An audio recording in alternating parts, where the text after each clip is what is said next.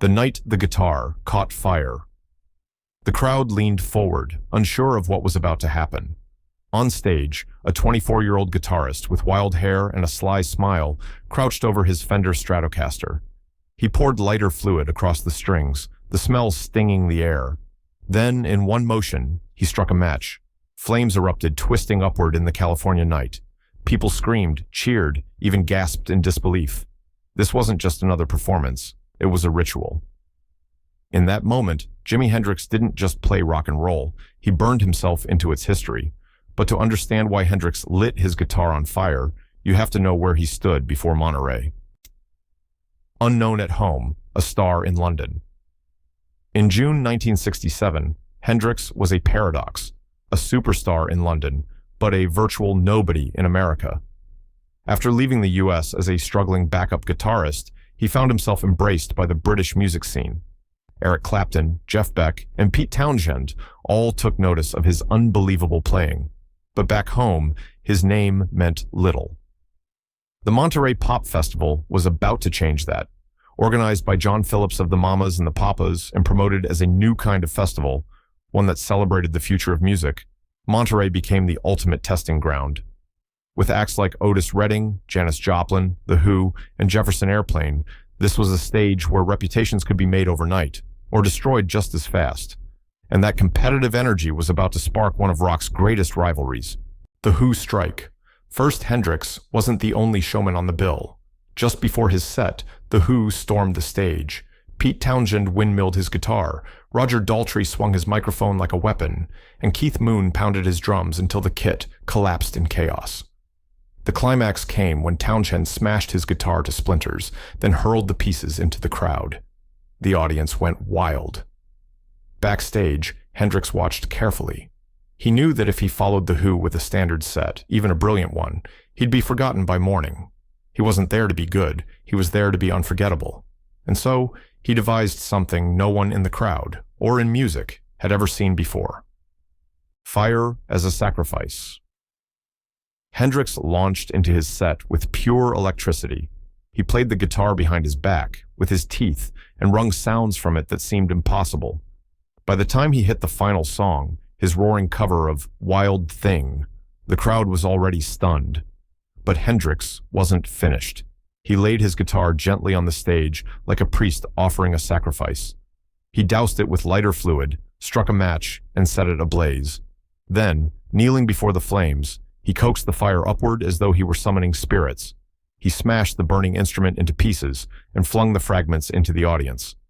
Later, he would explain, "You sacrificed the things you love. I love my guitar." And while the fire burned out in minutes, a single photograph kept the moment alive forever. Backstage before the flames.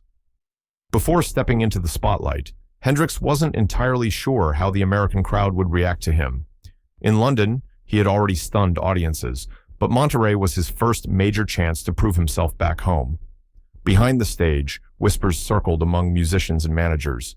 Who was this guy from England that everyone was suddenly talking about? Even among legends like Otis Redding and Janis Joplin, Hendrix carried himself with quiet confidence, almost daring the audience to underestimate him. That tension, the sense that something big was about to happen, was already in the air before the first note rang out.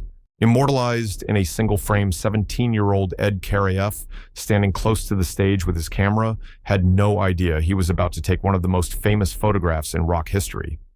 He captured Hendrix kneeling in front of the flames, hands outstretched like he was controlling the fire. The image became legendary, gracing magazines, posters, and eventually the cover of Rolling Stone. That photograph turned a fleeting performance into an icon. Even people who hadn't heard Hendrix's music knew the image of the man who burned his guitar. It wasn't just music anymore, it was art, rebellion, and danger captured in a single frame. And with that one act, Hendrix went from an unknown name in the US to a household legend. From festival stage to global stardom. The Monterey Pop Festival was a showcase of rising stars, but Hendrix stole the entire show. His set instantly became the most talked about performance of the weekend. When the festival documentary was released later that year, millions more saw the flames dance across the screen, cementing Hendrix as a new kind of rock hero.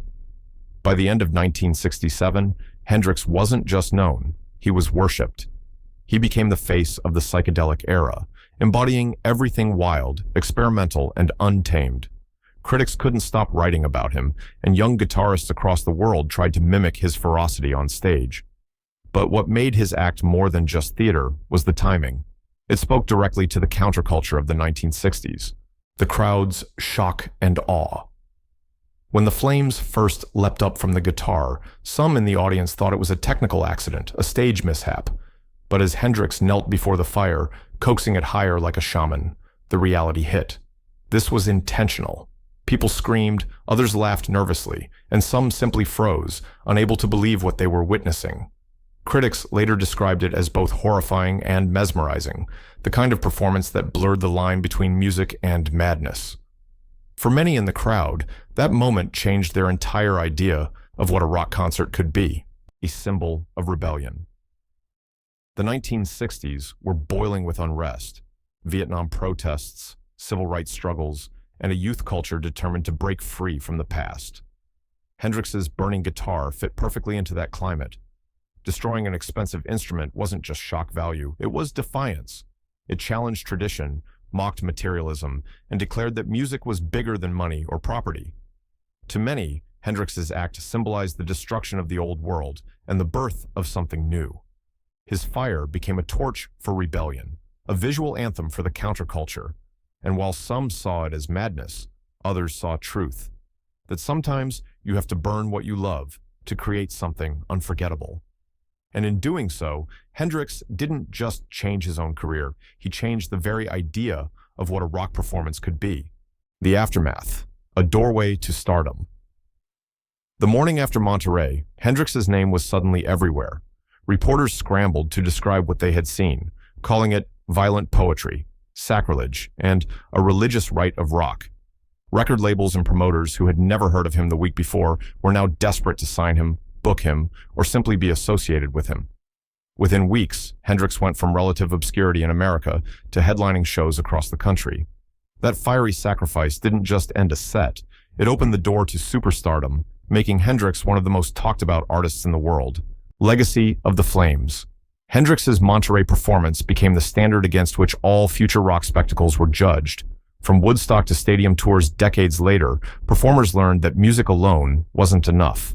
You had to create a moment, a ritual, a memory that would live long after the last note. His flames inspired generations of guitarists, not just to play louder or faster, but to see the guitar as an extension of performance art. The Monterey Fire was proof that a single act, done with conviction, could echo through time. Jimi Hendrix walked off that stage a legend. And while the flames eventually died, the image of that burning guitar has never faded.